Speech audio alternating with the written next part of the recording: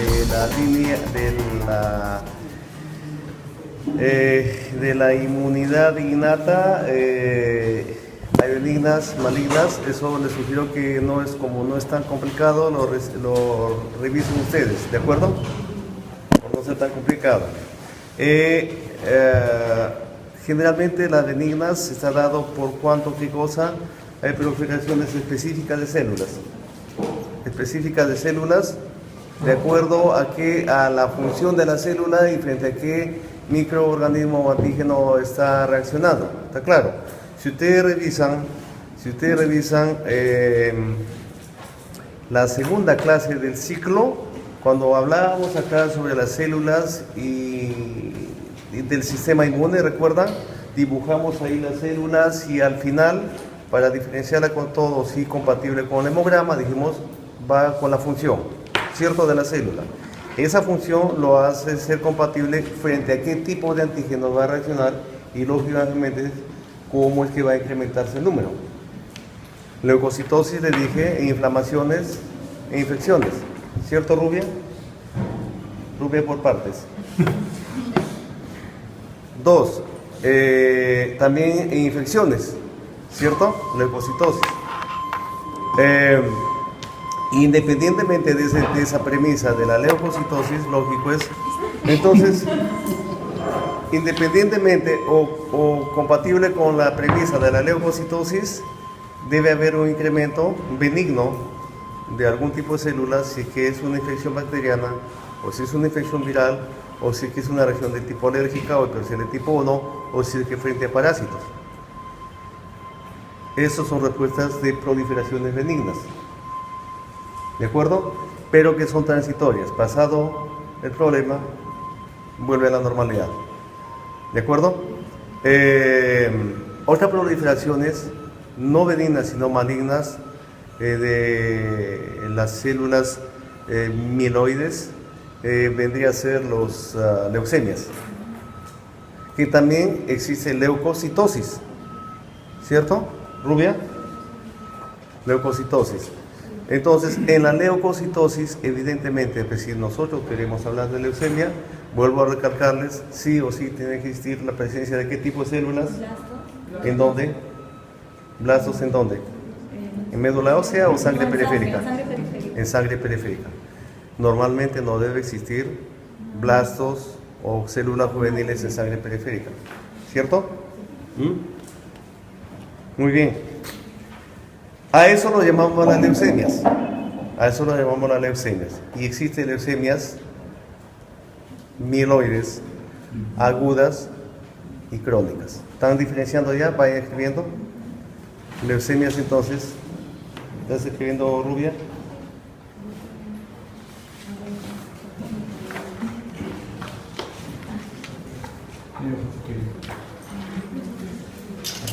Perdón, Rubia.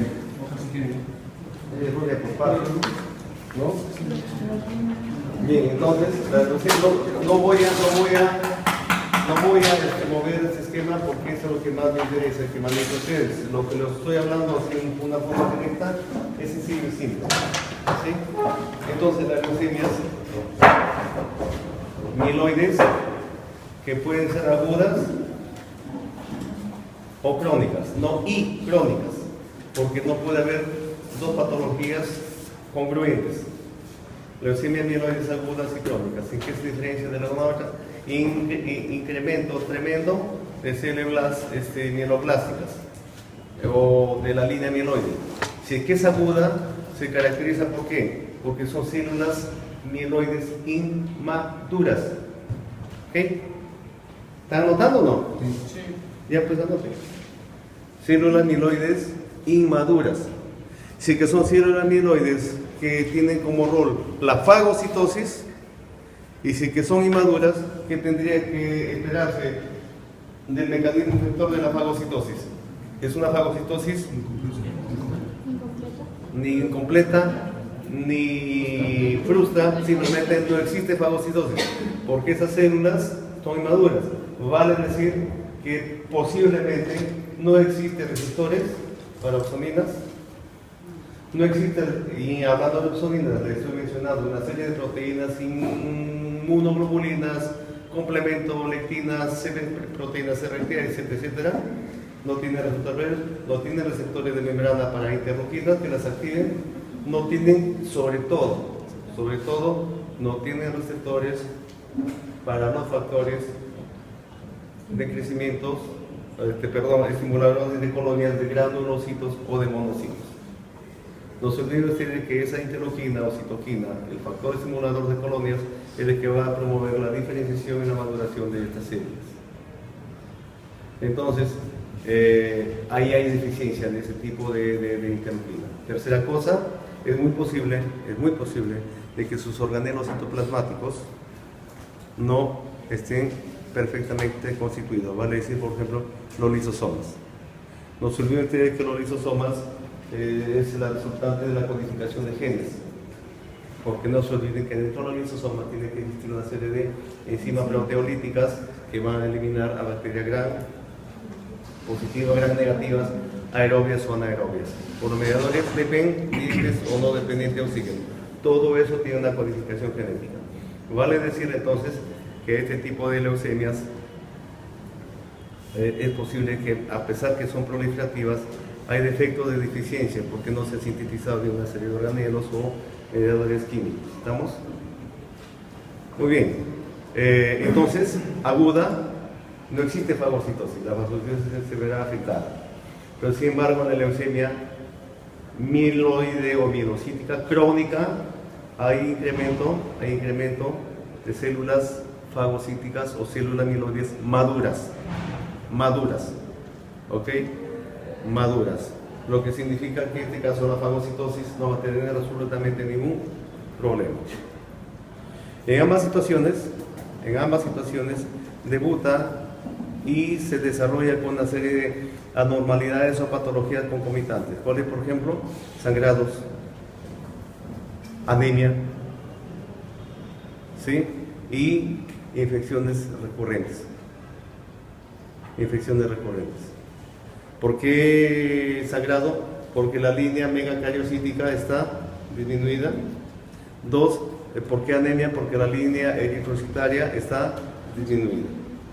Bien, entonces, de la misma manera vamos a las otras proliferaciones de la línea linfoide. ¿Sí?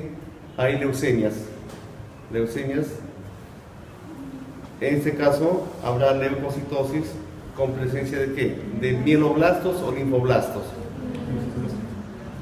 Ya estamos en la otra ya, en la línea linfoide. Linfoblastos.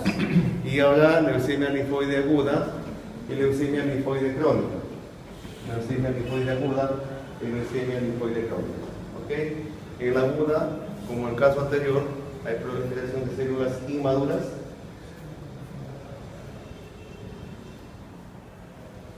Y la leucemia linfoide crónica de células maduras.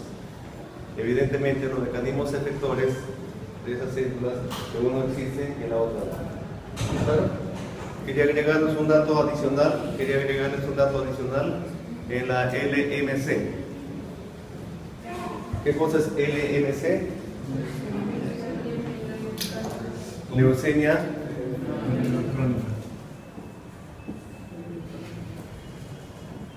con cualquiera de estos nombres puede venir en examen, o cualquiera de estos nombres usted lo va a encontrar en la literatura. LMC, cuando nos referimos a la leucemia mieloide crónica, y acá aguda. Igual, leucemia linfoide crónica aguda. ¿Estamos? Muy bien, un dato que es importantísimo, que define el diagnóstico, un dato que es importantísimo, que define el diagnóstico y además el pronóstico y consecuentemente el tratamiento, así que es tributario o no es tributario de los tratamientos biológicos o de las inmunoterapias, ¿sí? Por anticuerpos monoclonales, que es lo que ustedes van a tener que hacerlo y tratar a sus pacientes con terapias biológicas o inmunoterapias, utilizando anticuerpos monoclonales, es que acá en la leucemia mieloide o mielocítica crónica existe una translocación recíproca entre dos cromosomas, el cromosoma 9 y el 22. Una translocación entonces 9-22. ¿Qué significa translocación recíproca?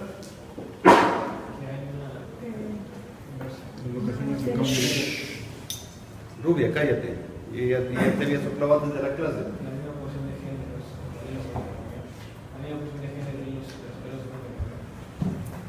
Pierde, si el cromosoma 9, el cromosoma 22 pierde una porción, se lo pasa al 22 y el 22 pierde y se lo pasa acá. Ambos pierden y se ambos ganan. Es decir, translocación recíproca 9-22. A esta translocación se lo conoce como el famoso cromosoma Filadelfia. ¿Estamos? Entonces, el criterio diagnóstico para la LMC es la presencia del cromosoma de Filadelfia. Si el cromosoma Filadelfia está presente en el LMC, evidentemente tiene un pronóstico bueno porque va a responder perfectamente a las terapias biológicas. ¿Ok? Muy bien. Entonces vayamos ahora a la proliferación maligna de las células T y las células P. ¿Estamos? Células T y células B. Y para hablar de las células T, vamos a tocar como ejemplo esas tres posibilidades de trabajar. 1, 2, 3. ¿Y por qué lo he puesto estas acá? Porque a pesar que no son proliferaciones, son lo contrario, son deficiencias, las manifestaciones en la respuesta inmune y las consecuencias son iguales. ¿Estamos? No voy a mencionar más del síndrome de Sézary, porque es algo muy puntual. El síndrome de Sézary es un incremento de células T. Es una patología muy conocida como la micosis fungoide. ¿Ok? Entonces van a ir notando, como ustedes quieran hacerlo, sin orden, en forma comparativa o en forma de algoritmos, ustedes verán cómo mejor lo van a aprender. Entonces, síndrome Sézary, igual, micosis fungoide, igual, ¿qué es lo que viene? Incremento de linfocitos T. Vayamos acá al timoma y la hiperplasia tímica. Esas son patologías que a pesar de que no es específicamente incremento de las células T, sino que tiene que ver con el órgano que va a encargarse de la ontogenia de los linfocitos T, estos se ven afectados como consecuencia de el funcionamiento o no funcionamiento del timo. ¿Estamos? Entonces, dentro de la literatura como proliferación de los linfocitos T está el timoma y la hiperplasia tímica. ¿Cuál es la diferencia entre el timoma y la hiperplasia tímica? Muy puntual. Muy puntual. Es que en el timoma hay un crecimiento exagerado, pero ojo acá, anárquico del timo, de la glándula del timo. Anárquico. Vale decirse que decimos anárquico, el que no responde a las estructuras propias del timo. No corresponde a la estructura propia del timo. Vale decir, afecta la estructura histológica o tisular del timo. ¿Estamos? Por eso se llama anárquico. Entonces, el timo tiene una estructura. Cuando no se respeta, hay un crecimiento desordenado que no respeta la estructura tisular o histológica del timo. ¿Y por qué es importante la estructura histológica y tisular? Porque eso es lo que le va a dar ¿qué cosa? La funcionalidad al timo y como respuesta a la ontogenia adecuada de los linfocitos T. ¿Estamos bien? Bien, la otra cosa es que en la hiperplasia tímica, ¿sí? Hay un crecimiento, sí, también fuerte y exagerado del timo, pero respetando la estructura tisular histológica del timo. Vale decir entonces que acá en la hiperplasia tímica el timo está funcionando. Está funcionando. Acá no. Acá no. Entonces, vayamos de la manito para de una vez matar 2, 3 pájaros de un solo tiro. Estas dos son inmunodeficiencias de las células T. De las células T. ¿Y por qué? Porque simplemente acá en el síndrome de George, también conocido como aplasia tímica, que dice aplasia tímica, no existe generación de tejido tímico. No hay timo, ni paratiroides. A diferencia que en el síndrome de Neselov, sí existe, no existe timo, pero sí existe paratiroides. En este caso la paratiroides no nos importa nada porque no tiene funcionabilidad con los mecanismos del sistema inmune. ¿Estamos?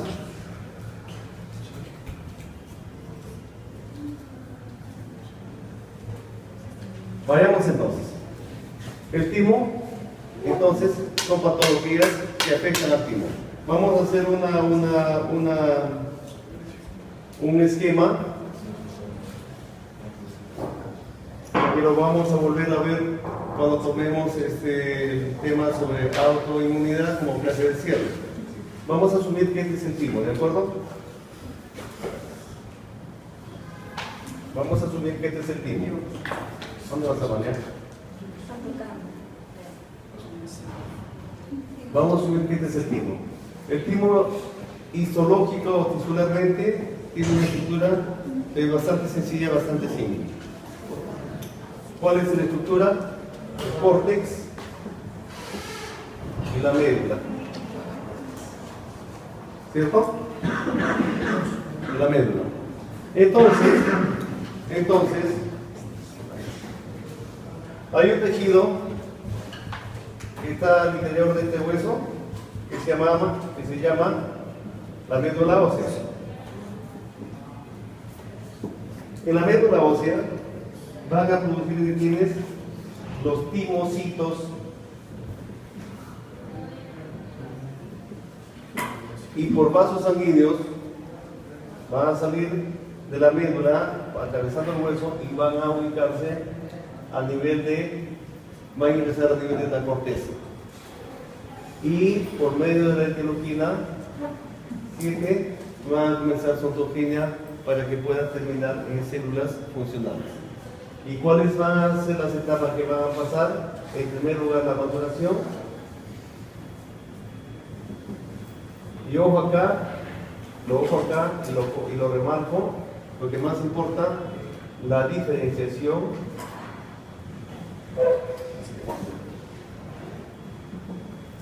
y la tercera y última, la selección.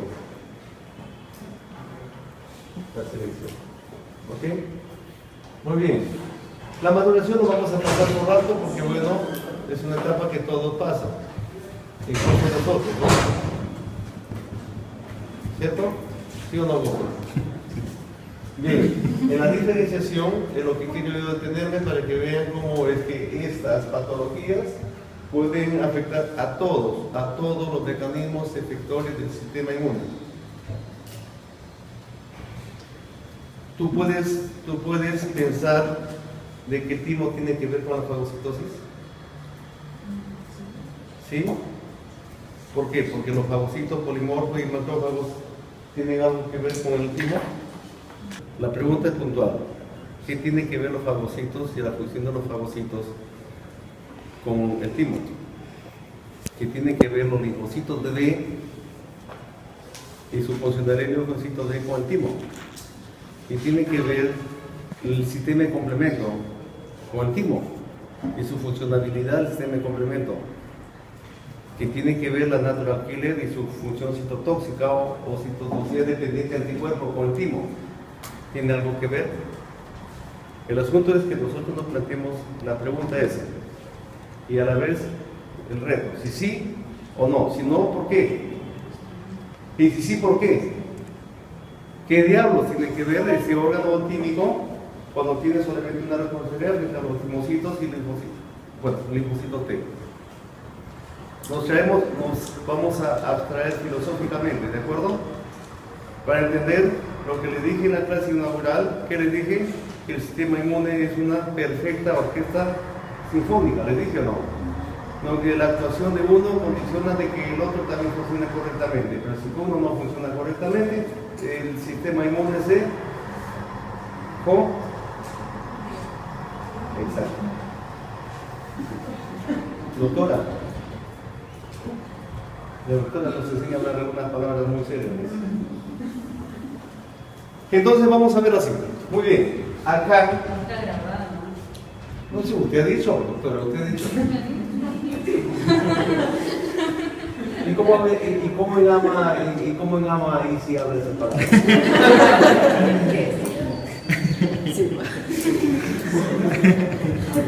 ¿No la has visto, sí o no, la doctora? Le dicen nación, ¿verdad?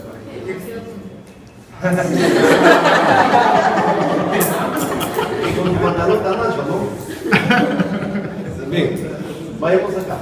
Acá está la clave de todo, en esta etapa. Acá está la clave de todo en esta etapa, ¿ok? ¿Por qué? Porque acá nosotros vamos a hacer la abstracción para ver cómo las rutas condicionan a que todo nuestro mecanismo de defensa estén comprometidos por la disfunción o no función de este órgano que se llama el timo. Acá en la diferenciación, los linfocitos que ya maduraron van a adquirir proteínas de membrana que le van a diferenciar funcionalmente en CD8 para que tengan función citotóxica. Y vale decir en respuesta a este virus o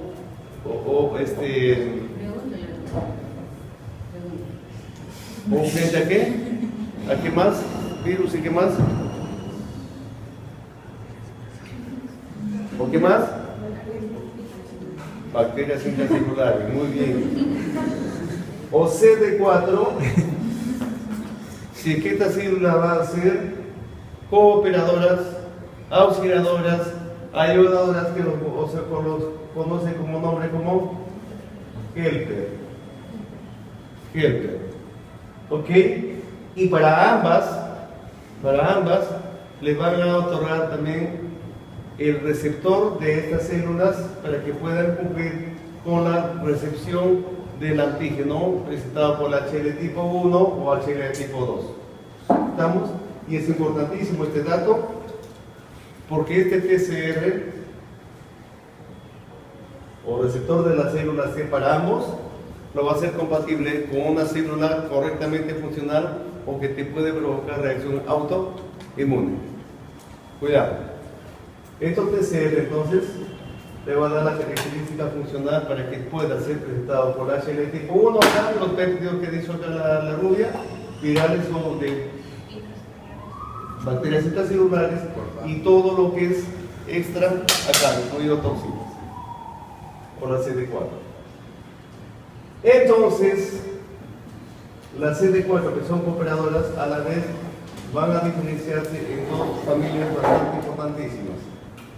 Helper 1, Helper 2, y si es que se adscribe una proteína de membrana aparte de la CD4, la proteína del tipo CD25, también se lo van a llamar como linfocitos T, así está en los libros, REG o reguladores. De la familia 3, 9, entre otros. Muy bien.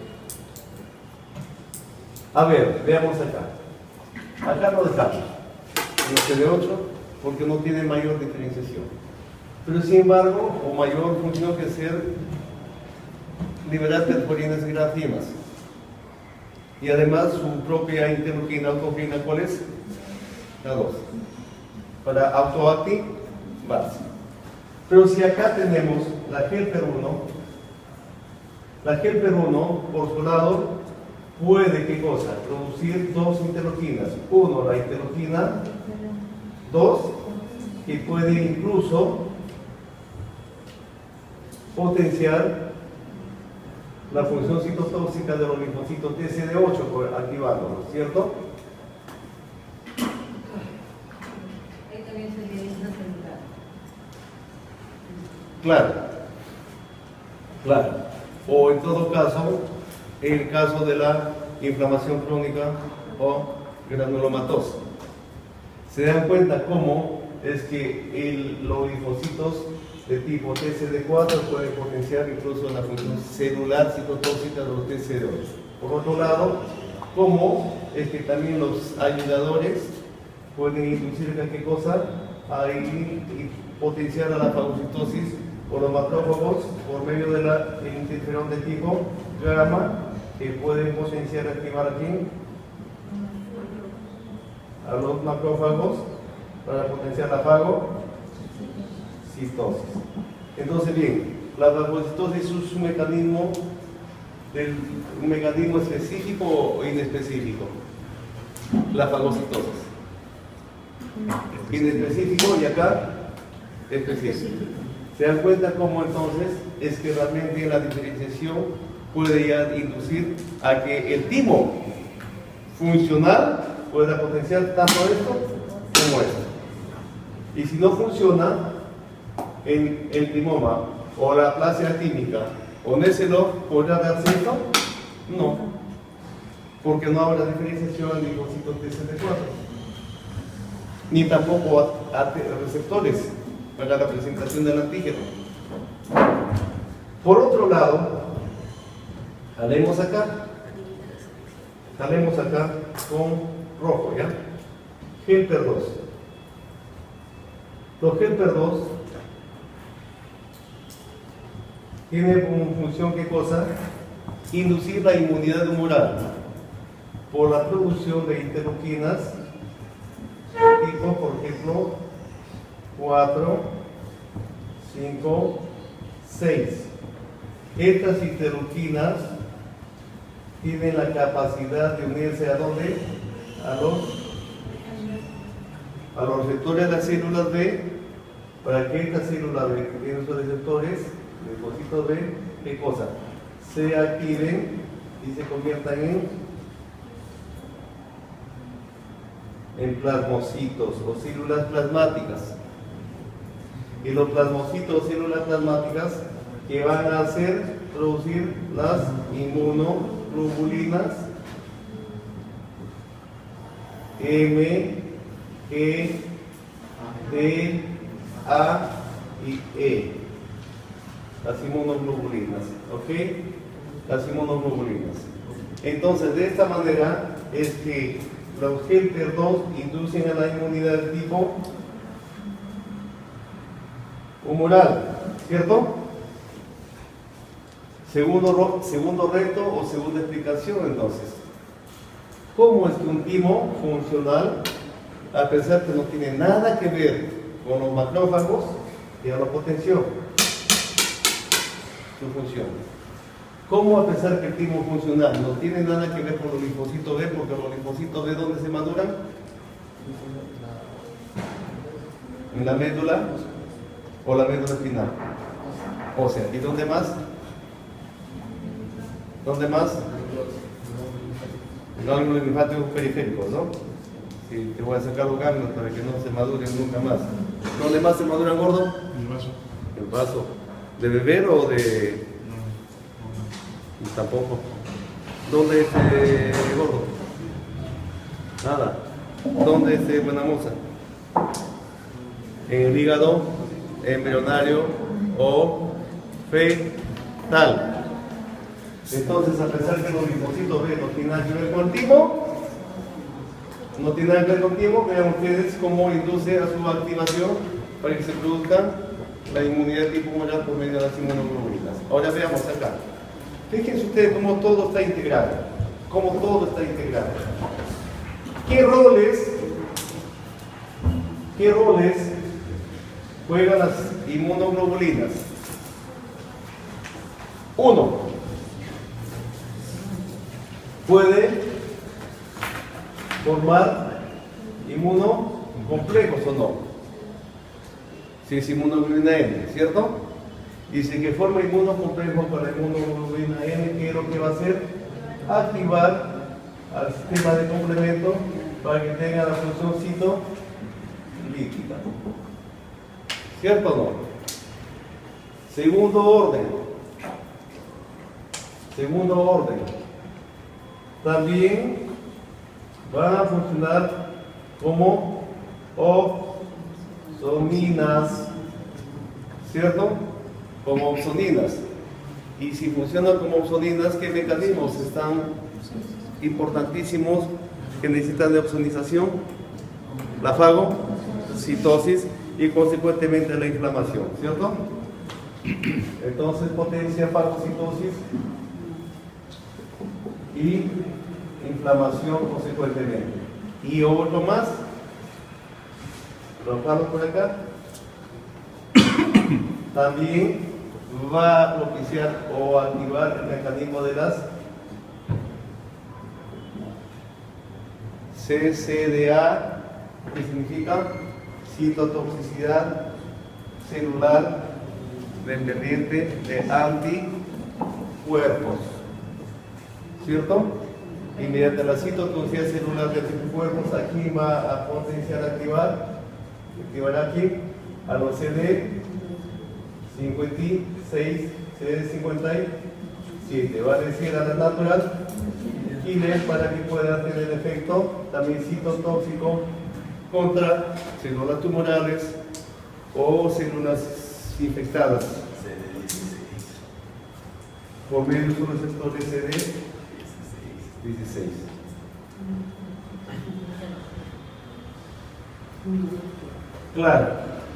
Claro. Evidentemente, congruente con esto, también se activan los mecanismos del daño tisular, de las hipersensibilidades 1, 2, 3 y 4.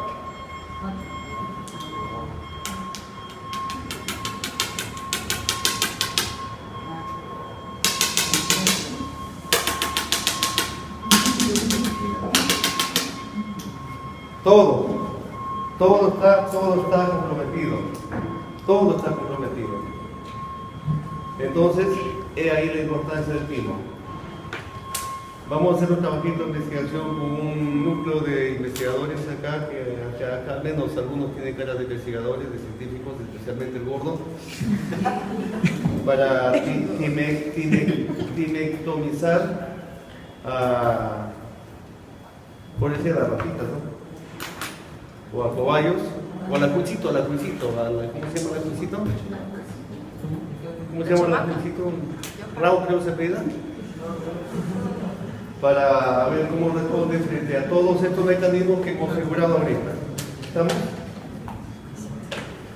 Entonces, ahora sí. Luego de la abstracción filosófica que hemos tenido, ¿hay o no hay compromiso? Se cumple la premisa que hicimos en el primer día de clase, donde que nuestro sistema inmune es una orquesta sinfónica perfecta. ¿Les dije o no? Si falla por ejemplo, el violonchelo y falta se lanza con una nota inadecuada, se fregó la sinfonía, ¿cierto? Y el sistema inmune, si esto no funciona, el sistema inmune se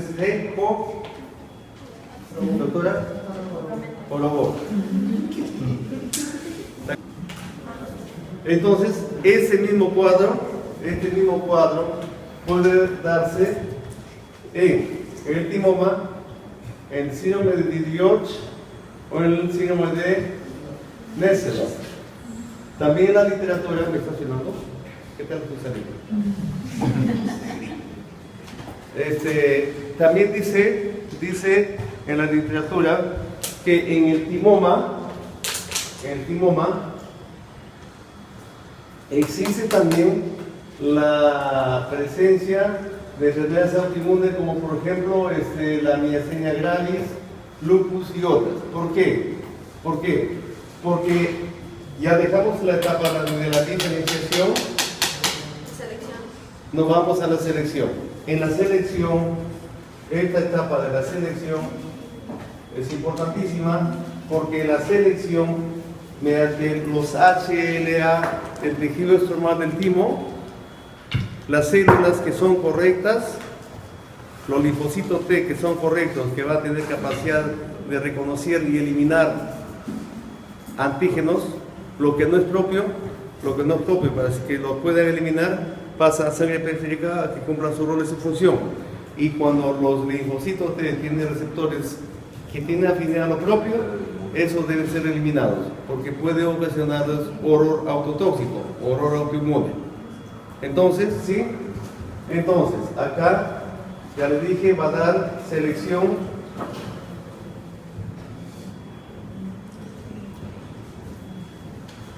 negativa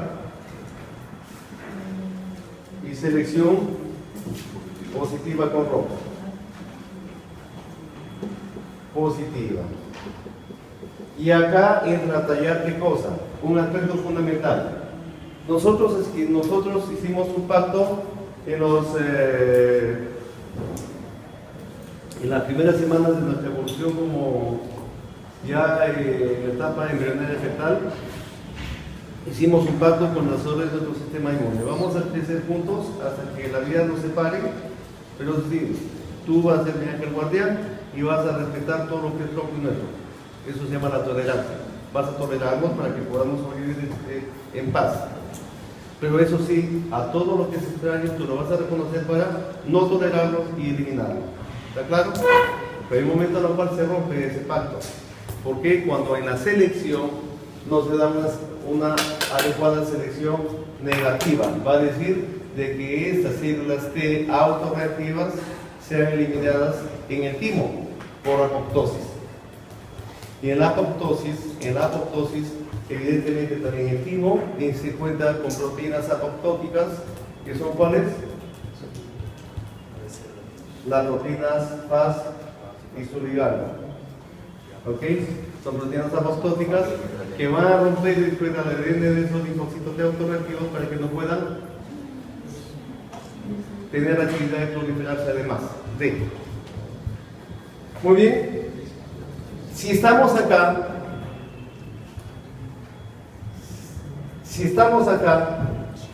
¿este timo está funcional? ¿Este timo existe? No. Por tanto, ¿la selección? No. Entonces, estas células T autorreactivas que han salido de la médula ósea, nos van a sufrir todo este recorrido y van a salir como linfocitos T autorreactivos. Y si son linfocitos T de la familia CD4, Helper 2, que van a producir o anticuerpos. ¿Y qué van a hacer los anticuerpos? Se van a comportar como autoanticuerpos que van a reconocer a autoantígenos. Y uno de los autoantígenos que reconoce son los receptores para acetilcolina de las fibras musculares o fibras nerviosas. ¿Musculares o nerviosas? Nerviosas, ¿no? Las fibras musculares. Entonces, estos autoanticuerpos se unen a los receptores de acetilcolina, los reconocen, se unen y los bloquean para que la acetilcolina no pueda fusionarse, ocasionando el cuadro de la miastenia gravis. La misma historia es, un ratito termino el recorrido, la misma historia es para, por ejemplo, el lupus, porque el lupus está movido, como es sistémico, está motivado por autoanticuerpos que reconocen autoantígenos de estructuras tisulares o de células, por ejemplo, la membrana nuclear, autoanticuerpos que reconocen membrana nuclear, autoanticuerpos que reconocen DNA, autoanticuerpos que te reconocen histonas, etc. Eso es lo que va a ocasionar qué cosa, el lupus, el eritematoso sistémico. ¿Está claro entonces lo que ha dicho la historia? Diga. Yo he leído, pero no sé si me había entendido bien o mal, pero el síndrome linfoproliferativa autoinmune no ve la apoptosis, pero hay esplenomegalia, la función del vaso no debería ser garantiza que sirve los cimientos de muerto. A ver, la cosa es bastante sencilla. No hay apoptosis, pues se llama linfoproliferativo. No hay proteínas BCL2, no hay proteínas, sobre todo P53. Sobre todo P53. Entonces, esos mediadores apoptóticos que te he mencionado, ni tampoco TNF, porque el TNF también es apoptótico. No existe esos mediadores apoptóticos y esas células T Por eso se llama linfoproliferativo. ¿Y por qué esplenomegalia? Porque hay crecimiento del vaso, porque esas células enriquecidas van a donde ir a acumularse el vaso, así como está en la gente. ¿Está claro? ¿Está rico tus uñas, Ricardo? ¿Está rica tus uñas? No solamente mis alumnos, los asistentes están en este plan y luego uña con mantequilla, ¿Alguna pregunta? ¿Estás grabando eso, Gordon? No. No, hay un minutito. ¿Alguna pregunta sobre esto? ¿Alguna pregunta? ¿Está claro? Ahora bien, la ruta está bien, ¿no? Por eso cuando dije la pizarra lo entienden, no es nada difícil entenderlo. Vayamos a proliferación de las células B.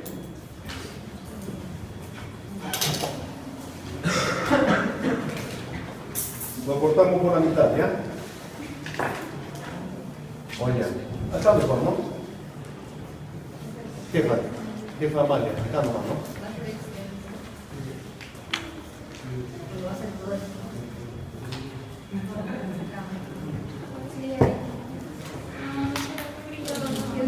Acá, vamos a hacerlo lo más ordenado, no te dejar las manitas. Y además ustedes están cómodamente sentados. ¿Qué tal eso salimos? ¿Ah? Un minor. Y eso de cada 2 años va a dejárselo así. Como Einstein.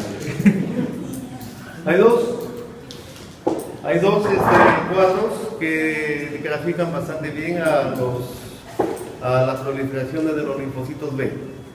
¿Sí? A la proliferación de los linfocitos B. ¿Tienen puntos comunes? ¿Sí? Consecuencias clínicas y somáticas comunes, pero sin embargo el mecanismo es lo que los diferencia. El mecanismo inmunológico. Me refiero, entonces colocamos acá.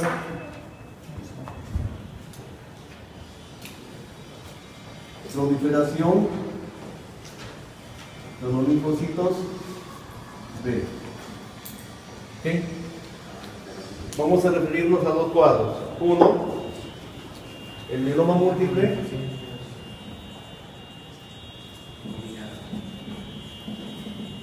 ¿Cómo? No tiene nada que ver. No. Combinadas mixtas no. Es solamente linfocitos B.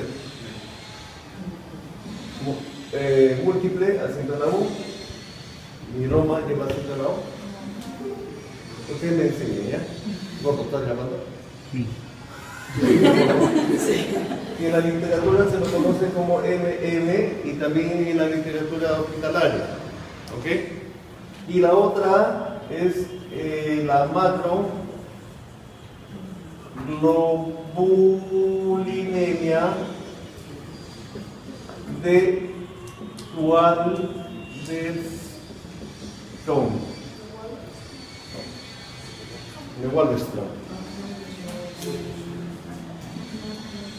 Macroglobulinemia de Waldenström. ¿Ok? Muy bien. Primera similitud, ambos son proliferación de las células B. ¿Ok? Bien. Hablemos del mieloma múltiple. Primero vayamos como hizo la estrategia Watson, de ir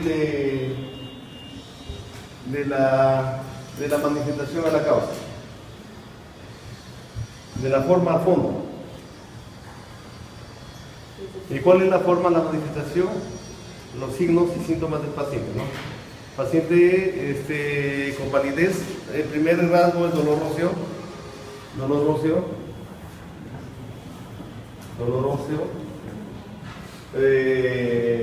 palidez,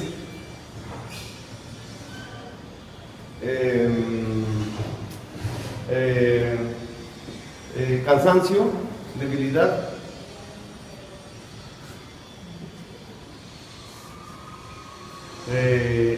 agitación por deficiencia de respiración,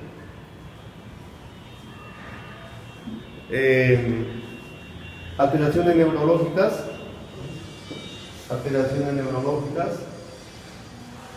desvanecimiento, mareos, o mareos de desvanecimiento,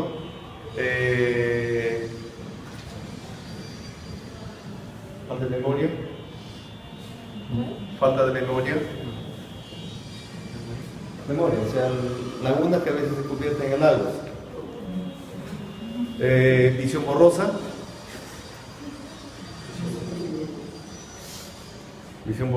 fiebre, infecciones recurrentes,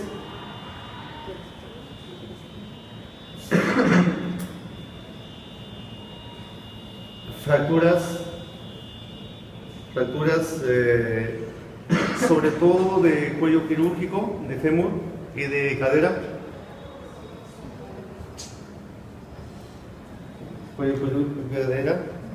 Fracturas, seguimos, fracturas y ojo acá, una de las consecuencias que evidencia también el diagnóstico es el daño renal, vale decir, pérdida de proteínas en orina, lo que se llama proteinuria. Es una característica importantísima de mieloma múltiple. ¿Estamos? De mieloma múltiple. Muy bien. ¿Por qué funciona la cosa? Porque existe una así lo coloco, una hiperactivación o hiperactividad de la interleuquina 6. La interleuquina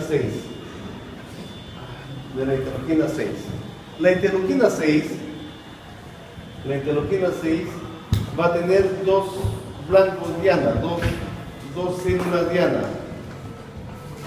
¿Sí? Uno, los BCRs, ¿de quién? De las células de los linfocitos B. ¿Ok? De los linfocitos B. Los linfocitos B activados por la interleuquina 6, evidentemente siempre la ruta va a activarse para convertirse en plasmocitos, y ojo acá, por estas características que los plasmocitos van a infiltrarse, ¿dónde? En médula, se infiltran en médula ósea, y invaden médula ósea. Por esa característica se lo llama también cáncer de médula ósea. ¿Está claro? ¿Claro? Muy bien. Estos plasmocitos que infiltran médula ósea van a producir una inmunoglobulina en gran cantidad, como son clones atípicos de plasmocitos, van a producir un clon específico en gran cantidad de ¿qué? De inmunoglobulina G. La literatura dice que también hay mieloma de inmunoglobulina A, de D e incluso de E. Pero en la práctica cotidiana del hospital, en mi experiencia personal, nunca he visto un mieloma de esas inmunoglobulinas, sino que siempre los mielomas que he visto y diagnosticado han sido de inmunoglobulina de tipo G. ¿Estamos claros? La inmunoglobulina G de por sí es la que tiene mayor concentración frente a todas las inmunoglobulinas. Imagínense ustedes que a pesar que tiene mayor concentración normalmente que todas las demás inmunoglobulinas, y si está sintetizado en grandes cantidades por estos plasmocitos atípicos, ¿qué es lo que va a ocasionar? Lo colocamos con rojo para que sea más didáctico. Viscosidad sanguínea. ¿Ok? Hiperviscosidad sanguínea. ¿Qué más? ¿Cuál es el otro blanco de la interleuquina 6? ¿Cuál es el otro flanco de la interleuquina 6? Justamente también va a ir la interleuquina 6, ¿a dónde? ¿Cómo se llaman estas celulitas? Osteoclastos. Va a unirse a los receptores de los osteoclastos. ¿Sí? Va a unirse a los receptores de los osteoclastos. ¿Para qué cosa? ¿Existe aquí qué cosa? Descalcificación ósea, pues no, descalcificación ósea. ¿Y a dónde va a ir el calcio? ¿A dónde va el calcio? A la sangre, provocando qué cosa? Hipercalcemia. Y la hipercalcemia, ¿qué va a ocasionar? Mayor hiperviscosidad. Mayor hiperviscosidad.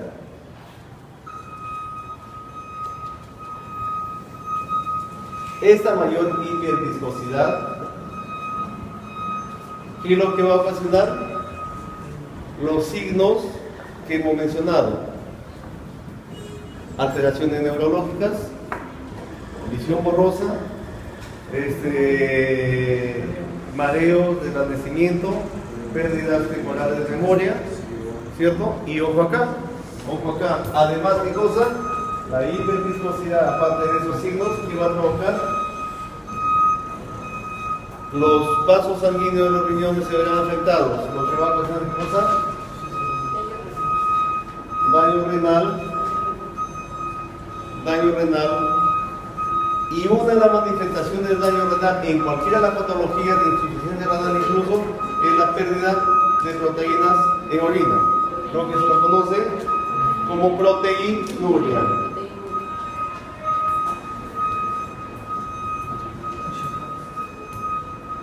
Pero a diferencia de otra patología que hay pérdida de albúmina, acá hay pérdida de globulinas.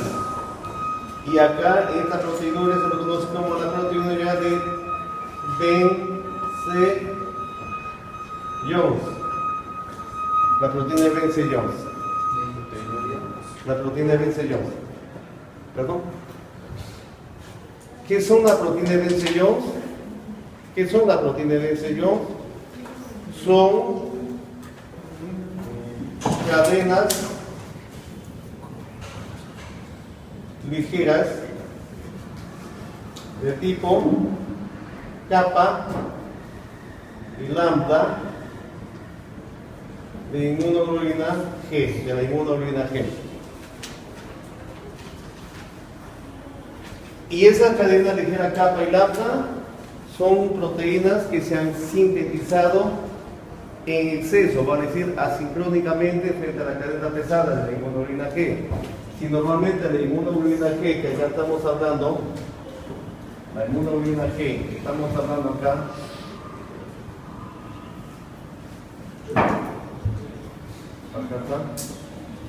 la inmunoglobulina G que estamos hablando acá, tiene esta cadena pesada que es de tipo gamma, ¿cierto? Y para normalmente esta cadena pesada debe tener una cadena ligera kappa y una cadena ligera lambda. En el mieloma múltiple, esta cadena pesada kappa va a ser sintetizadas en exceso. ¿A dónde va este exceso? Este exceso que se ha producido se va a presentar como proteinuria de Vence-Jones. Entonces, por eso en la literatura dicen que la proteína de Vence-Jones son cadenas ligeras kappa y lambda sintetizadas de nuevo en exceso frente a la cadena pesada gamma. ¿Estamos claros? ¿Está claro? Sí. ¿Está claro, Sinita? Muy bien. ¿De dónde viene o cuál es la ruta de esta historia? Y yo les dije, vamos de la forma hacia el fondo. Pero ¿cómo se nos diagnostica o cómo se llega a esta historia? Y el paciente, ya le hemos dado cuenta, tiene palidez, tiene cansancio, tiene agitación, tiene fractura, etcétera, etcétera. ¿Qué decimos? Este paciente puede tener mieloma múltiple.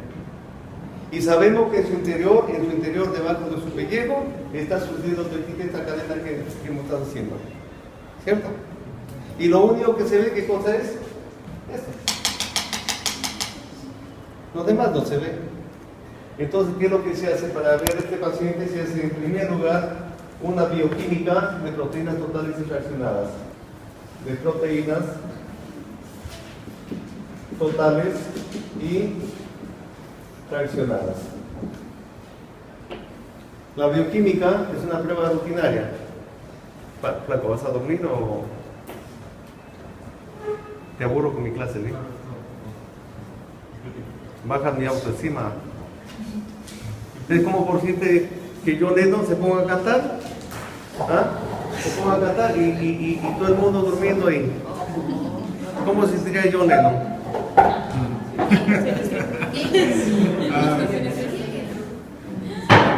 Bien cool, ¿te sientas?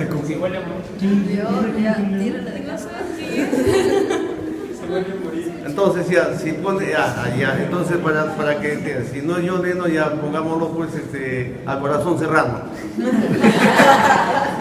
¿Ya? Que todo el mundo se ponga a dormir y las chicas ahí bailando con sus minifaldas y nadie le haga caso. Autoestima, ¿no? Y yo haciendo mi clase y él, con un ronque tremendo. Pase flaco pues. Voy a tener que ir a un psiquiatra ahora, a un psicólogo para que me eleve mi autoestima. Bien, en las proteínas totales fraccionadas en la bioquímica solamente te da dos resultados. Ya tú vas a estar en clínica, ¿no, Ricardo? ¿Qué es lo que te va a dar? Albúminas, el resultado de albúminas y las famosas globulinas. Así está compuesto las proteínas totales. En un cuadro normal de un paciente normal, la concentración de albúminas está más elevada en relación a las globulinas, que la concentración es menos. ¿Está claro? Así es lo normal. En un paciente que no tiene mieloma múltiple. Así como nosotros, supuestamente, ¿no? Uno nunca sabe. Uno nunca sabe la procesión que lleva por dentro. Pero un paciente con mieloma múltiple, esta relación de albúminas y globulinas está invertida, en tal sentido que las albúminas tienen menor concentración y las globulinas mayor concentración. A esta reinversión de la relación albúminas-globulinas se lo llama como disproteinemia. Disproteinemia, va a decir alteración de las proteínas totales y sus fracciones. Ahora bien, la bioquímica no nos puede dar cuál es la globulina que está alterada. Porque las globulinas no es una sola, sino es un grupo de proteínas que la conforman. ¿Cuáles son?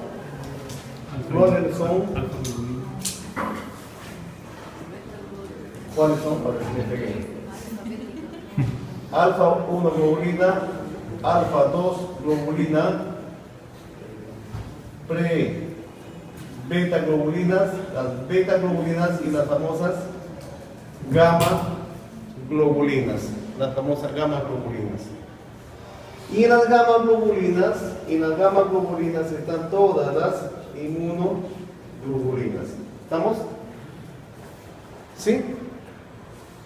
En las gamma globulinas están todas las inmunoglobulinas. La G, la M, la D, la E, la A. ¿Estamos? En la bioquímica no podemos alcanzar estos datos. Entonces inducimos a la electroforesis de proteínas. Inducimos a la electroforesis de proteínas. Así dice el libro, ¿no? O sea, una vez que se haya determinado la cantidad, la concentración. Si hay disproteinemia, induces a la electroforesis para que sea mucho más puntual y pueda decir cuánto de desviación de disproteinemia existe. Vale decir cuánto de desviación de las globulinas y cuál de las globulinas está alterada. Pero ojo acá. Y claro, tú vas a ir a clínica, a que no estés desamparado.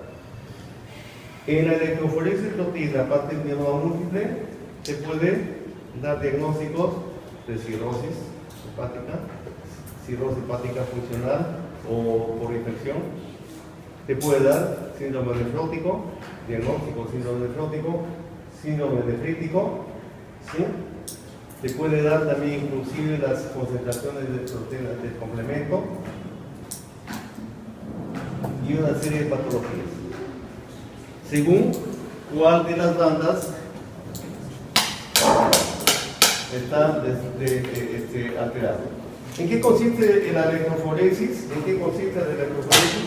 En que las proteínas que está en el suelo del paciente, que lo hemos trabajado desde acá, que lo que va, lo vamos a colocar en un medio de soporte, que es como si fuese un terreno de juego, una cancha de fútbol donde se van a desplazar todos los protagonistas.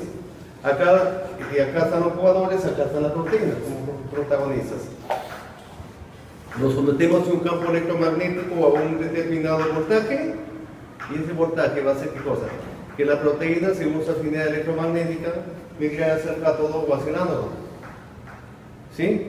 ¿Cuál es su afinidad electromagnética? Lo que va a dar como resultado de cosas el punto eléctrico entre los protones, neutrones, positrones, etcétera, que están en el núcleo y en las órbitas de cada elemento de las proteínas, de los aminoácidos. Ese resultado va a dar un punto eléctrico y una carga electromagnética que va a hacer que las proteínas migren para acá o para acá. Y además, ¿cuánto espacio se van a desplazar? Según dos factores, masa y volumen. ¿Qué significa eso? Peso específico, ¿no? Si no me dejo mentir, ¿no? Y el peso específico. Y la densidad del peso específico. ¿Ok? Entonces, como resultado de esto, después de la electroforesis nos va a dar una gráfica de esta manera. En este caso del mieloma múltiple nos va a dar esta gráfica. Entendiendo que esta es la albúmina, la alfa 1 globulina, alfa 2 globulina, prebeta globulina beta y las gamma globulinas. En estas gamma globulinas están todas las inmunoglobulinas. Si nosotros decimos que en el mieloma múltiple, por toda la sintomatología, existe un incremento de inmunoglobulina G, ¿cuál será la gráfica? Esta, ¿no? Albúminas, alfa 1, globulina alfa 2, prebeta, beta y gamma globulinas. Así se va a dar la gráfica. ¿Papá? Pues lógico. ¿Por qué? Porque la inmunoglobulina G está sumamente incrementada. A esta gráfica y este tipo se lo conoce y se lo interpreta como hipergamma globulinemia monoclonal.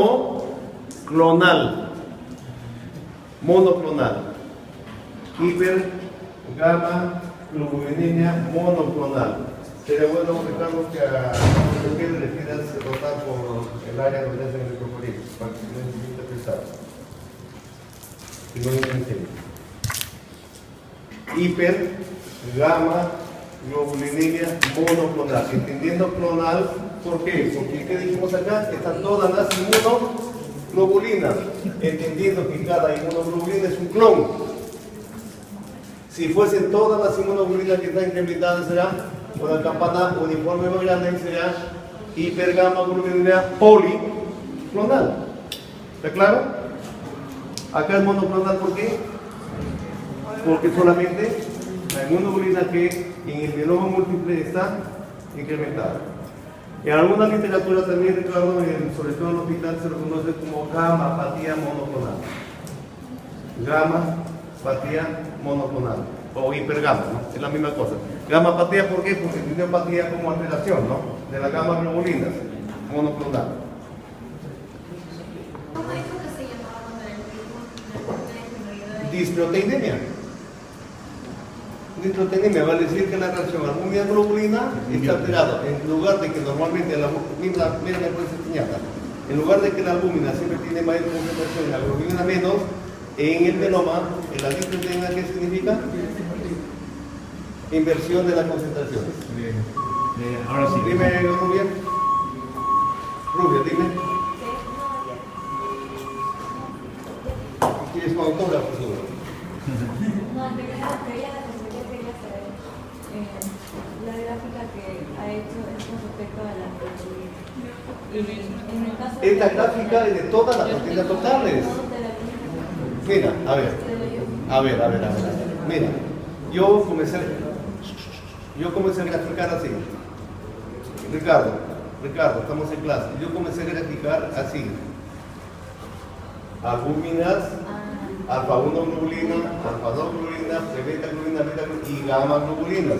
Significa que todo esto son las proteínas totales.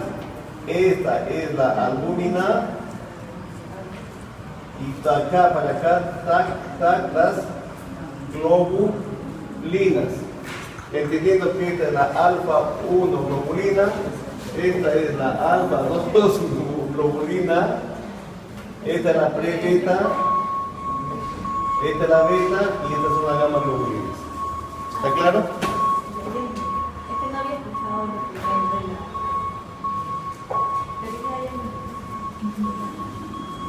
Quería saber si en la médica y lo que estamos viendo va a ser elevada todos los subtipos de la hemoglobina. Por ejemplo, en la G, todos los subtipos van a ser elevados. Los cuatro isotipos. Los cuatro isotipos.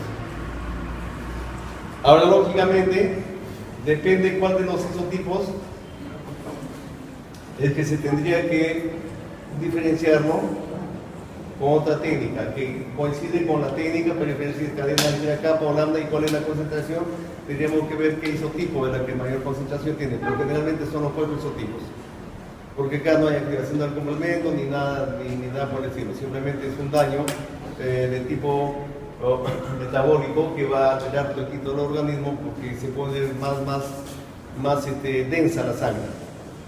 Acá, para saber cuál isotipo es, sería igual que acá, para ver cuál es la cadena ligera, capa y lambda tamaño, se induce a la inmunoelectroforesis. La inmunoelectroforesis no es más cualitativo. ¿Cuál de ellas está alterada? Inmunoelectroforesis. Eso nos sirve para ver cuál de esas proteínas está en mayor alteración que la otra. ¿Estamos claros? ¿Copiaste, gordo? Inmunoelectroforesis. Gordo. Sí. ¿Cuál es la proteína que está mayor? Claro, ¿cuánto y cuál está mayor incremento? ¿O se manifiesta mayormente? Algo quería decirles que me sacaron de la mente. Entonces decir, nosotros nos vamos por las consecuencias. Ahora, muy bien. Dijimos, ¿cómo es, doctor?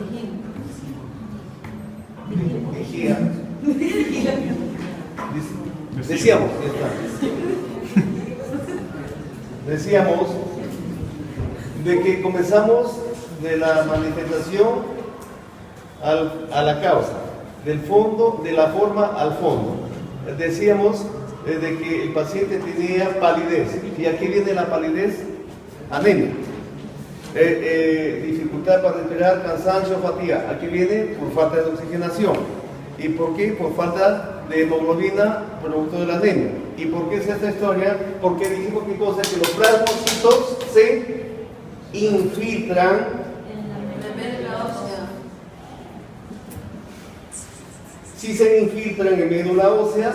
¿Qué significa? Que si este espacio, todo esto es de la médula ósea completo para todas las líneas hematopoyéticas, sí que la línea de los plasmocitos comienza a invadir, ¿qué es lo que hacen las otras líneas? Comienzan a retroceder y a perder el espacio, ¿cierto? Entonces, la producción de glóbulos rojos y por tanto, la producción de hemoglobina y por tanto, la manifestación de palidez, cansancio, fatiga, decaimiento, etcétera, etcétera. 2. Infecciones recurrentes. ¿Por qué? Porque la línea mieloide y linfoide, igualito, comienza a restarse espacio y a no producir la cantidad de mielocitos y linfocitos. ¿Está claro? Por la misma razón. Tercera cosa, también existe sangrado. ¿Por qué? Porque la línea megacariocítica, igual que las demás, comienza a ser desplazada porque los plasmocitos comienzan a decir, ¿sabe qué, compadre? Respirar acá porque yo soy cáncer y no expreso factores apoptóticos. Yo soy inmortal, como los congresistas. Entonces quitan el terreno a las células y a los elementos sanos de la república y lo comienzan a desplazar, ¿no? Por eso este país es un país anémico, con falta de memoria y todo lo demás. Por eso de aquí el presidente debe estar japonés. ¿Qué más?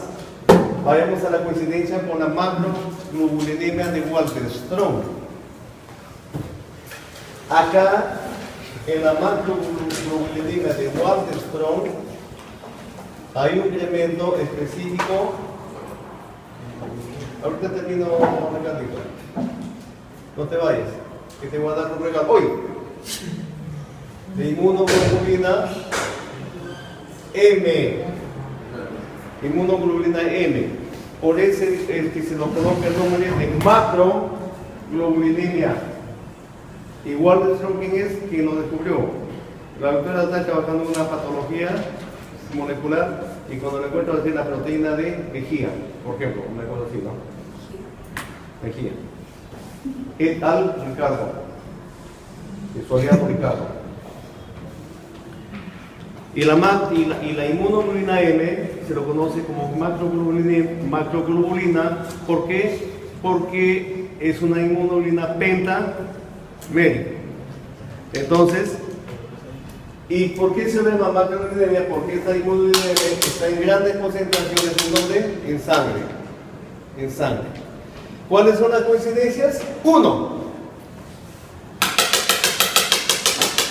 De que la electroforesis también va a tener un pico monoclonal elevado. ¿De G o de M? M. Entonces se llamará hipergamma globulinemia monoclonal dirigida a la inmunoglobulina M. No va a ser como la doctora que dijo dirigida a la M, así. Todo el mundo dice, doctora, por favor, su boca, dijeron. Entonces explico, hipergamma globulinemia monoclonal dirigido a la IgM. No, la doctora tiene una boca bien. O gamapatía monoclonal. O gamapatía monoclonal IgM. ¿Está claro? Segunda coincidencia, las manifestaciones somáticas, alteraciones neurológicas con las consecuencias de memorias temporales, de mareo, de desvanecimiento. 3, visión borrosa. Y ojo acá, siempre y siempre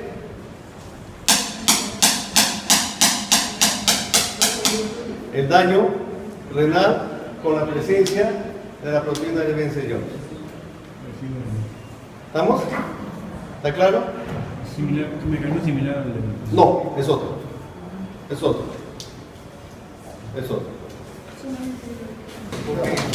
¿Alguna pregunta? Si nosotros nos ponemos a relacionar un poco los linfocitos, excepto los B, los linfocitos demás no son presentadores de antígenos, ¿cierto? Las células de antígenos son otras. Entonces acá, para evitar esta confusión, pongámonos el citocromo de los dedos, ositos desnudos. ¿Y a qué se debe no expresión de HLA? ¿Por qué? Por deficiencia de la TAP1, TAP2, o en todo caso, de toda la secuencia que se da de la síntesis de la proteína HLA, su maduración, su estructuración tridimensional, su ensamblaje con el péptido y su transporte. Vale decir, el HL tipo 1, deficiencia de calexina, de calciumina, de RP57, de tapacina o la TAP1, TAP2. Si estamos en HL tipo 2, cadena inmediata CLIP, HLDM, HLDO y la TAP1, TAP2. ¿De acuerdo? Cualquier deficiencia de esas rutas va a dar como consecuencia linfocitos desnudos. ¿Cuál es la consecuencia? No presentación de antígenos. Vale decir, no inducción de la inmunidad de tipo celular o humoral. Y la consecuencia lo como vimos aquí en la pizarra. ¿Estamos? ¿Sí? Todo se capantena, ¿no? Bien. De los linfocitos perezosos. Vale decir, como dijo la rubia, Baigorria de combate, de que los leucocitos no pueden cambiar su forma para hacer el rodamiento del endotelio vascular, punto 1. 2, hacer diapedesis, ¿cierto? 3, hacer el rodamiento para el ajuste del antígeno en extravascular. 4, no hacer la ingestión o endocitosis del antígeno, ¿cierto? Para cualquiera de esas etapas necesita que la célula, que es oval, pueda cambiar su forma, ¿cierto? Y para que cambie su forma necesita sí o sí el cambio del citoesqueleto de la célula. Claro, y del cambio del citoesqueleto deviene de una serie de rutas de fenómenos bioquímicos que comienzan a nivel de la membrana con la reducción del NAD, y luego se active la adenilciclasa. La adenilciclasa va a hacer que el ATP se convierta en AMP cíclico y luego la actina se condense para que se fusione con la miosina y se polimerice la tubulina. Luego que se polimeriza la tubulina, habrá cambio del citoesqueleto. Pero en la literatura,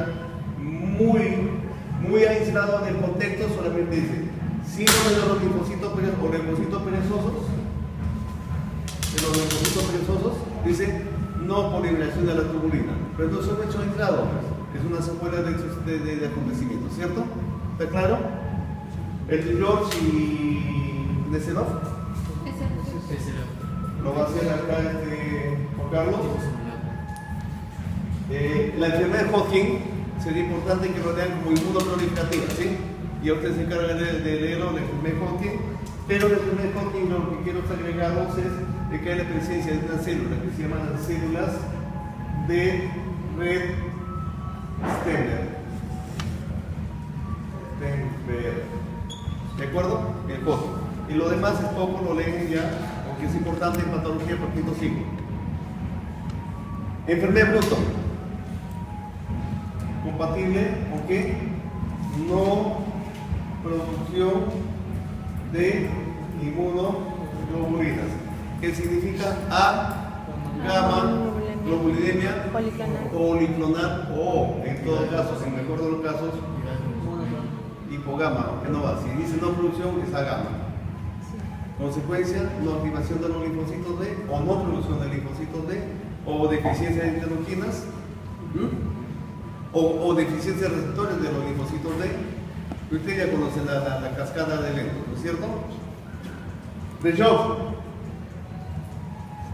Enfermedad de Job no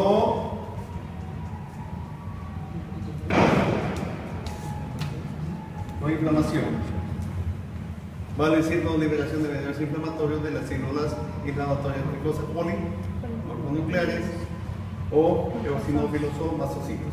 Doctor, una pregunta. ¿Y por qué se da mayormente en esa enfermedad de Job? Dice que se da en piel fina y cabello en persona. Cabello rubio. Rojizo y piel blanca fina. ¿Por qué tiene más predisposiciones? Genético, por un factor Tú lo has dicho. Hay factores, hay géneros recesivos y dominantes. Hay una transmitancia generacional. Igual que en la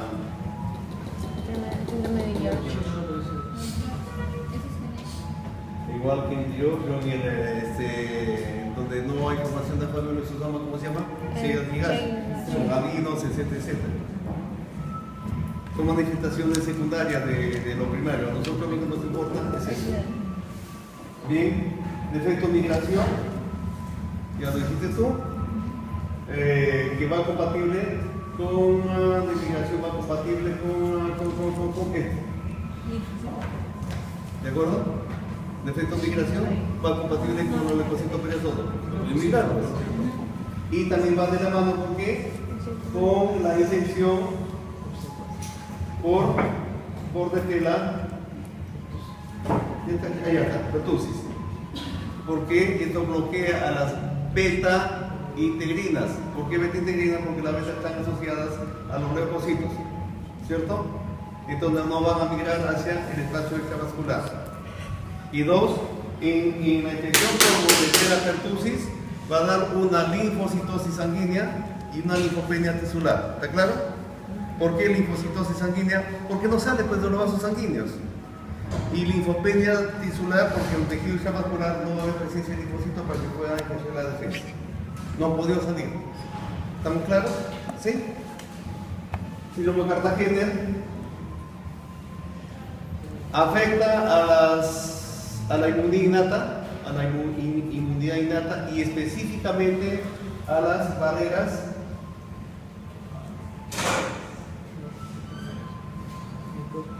mecánicas, están tiradas hacia abajo, ¿ok? ¿Por qué? Porque al síndrome de Cartagena también se lo conoce como el síndrome del cilio inmóvil, y también afecta a los flagelos de los espermatozoides, lo que dijiste ocasiona infertilidad secundaria, más no esterilidad, porque esterilidad es la negación total a la procreación. La infertilidad se lo puede solucionar con una microinyección. Le da un solo espermatozoide, se me inyecta, se acabó. Muy bien, acá ustedes cogen un flagelo de un espermatozoide o un cilio y luego hacen un corte no longitudinal sino transversal. Van a darse cuenta, creo que a ti te enseñé en un libro,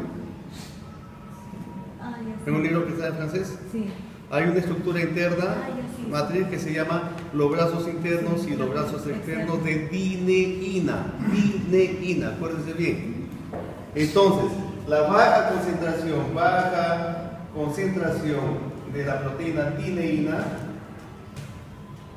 ¿qué es lo que va a ocasionar? El síndrome Cartagena o síndrome del cilio inmóvil. ¿Por qué? Porque la dineína no permite, ¿qué cosa?